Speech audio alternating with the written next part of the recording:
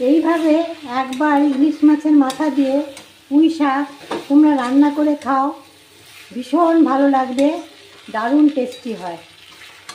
রেসিপিটা দেখার জন্য আমার সাথে থাকতে হবে। চলো রেসিপিটা দেখো। আজকে রান্না করব পুঁই শাক। এখানে পুঁই শাকের ডাঁটা আছে, আলু আছে, আর কুমড়ো আছে, আর এই যে ইলিশ মাছের মাথা। তো এই দিয়ে রান্নাটা করব, সঙ্গে থাকো, রান্নাটা দেখো। আগে মাথাগুলো ভেজে তুলে রাখবো।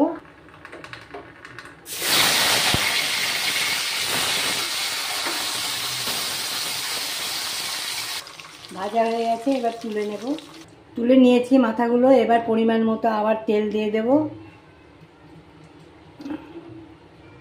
তেলটা তোমাদের নিজেদের ব্যাপার। তেলটা গরম হয়ে গেছে, শুকনো লঙ্কা ফোড়ন দিলাম, আর দেব হলো 5 ফোড়ন। একটু ভাজা ভাজা হতে হবে। ভাজা ভাজা হয়ে গেছে ফোড়নটা। এবার আমি ডাঁটা সহ আলু আর কুমড়োটা দিয়েছি। এবার একটু নুন দেব। ডাঁটাটা নরম হয়ে আসলে শাকটা একটু পরে দেবো। শাকটা এখন দিলে পুরো ঘেটে যাবে। একটু ঢাকা দিয়ে দিলাম। এবার ঢাকনাটা তুলে নেব। এই পরিস্থিতিতে এখন আছে, এখন শাকগুলো দিয়ে দেবো।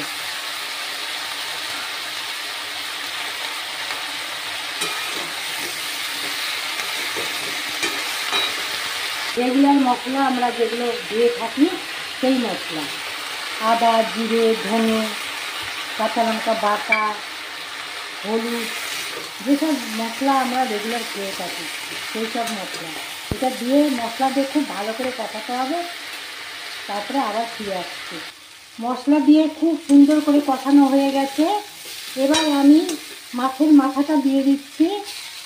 তারপরে একটু জল দেব, একটু বাদে, মানে কতটুকু জল লাগবে একটু পরে দেবো। এটা দিয়ে একটু মাছের মাথাটা দিয়ে একটুখানি নেড়ে নিই। মাছের মাথাগুলো আপনি ভেঙে যাবে। মাছের মাথাটা সুন্দর করে ভেঙে দিয়ে নেড়ে নিলাম। এবার একটু পরিমাণ মতো একটু জল দেব।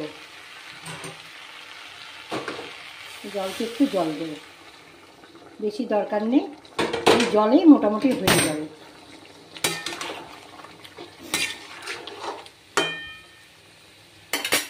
আবার ফিরে আসছি। এবার আর একটু ঢাকা দিয়ে নেব।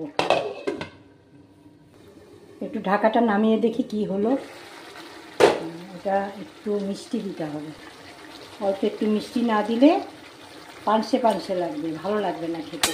তো এই যে জলটা আছে, জলটা শুকোতে হবে। জলটা শুকিয়ে একেবারে শুকনো শুকনো হয়ে যাবে, তখন নামিয়ে নেব। তাহলে আমি আবার ফিরে আসছি। রান্নাটা আমার একদম কমপ্লিট হয়ে গেছে। ইলিশ মাছের মাথা দিয়ে পুঁই শাক, হয়তো দারুণ খেতে হয়। মানে যতটা মাথা থাকবে ঠিক ততটাই শাক সবজি নেবে, তার বেশি নেবে না। আমি যেমন অল্প করে নিয়েছি, আমার একটা মাছের মাথা। তো চলো এখানেই রাখলাম। সবাই ভালো থেকো, আবার নতুন ভিডিওর সাথে দেখা হবে। টাটা, নমস্কার।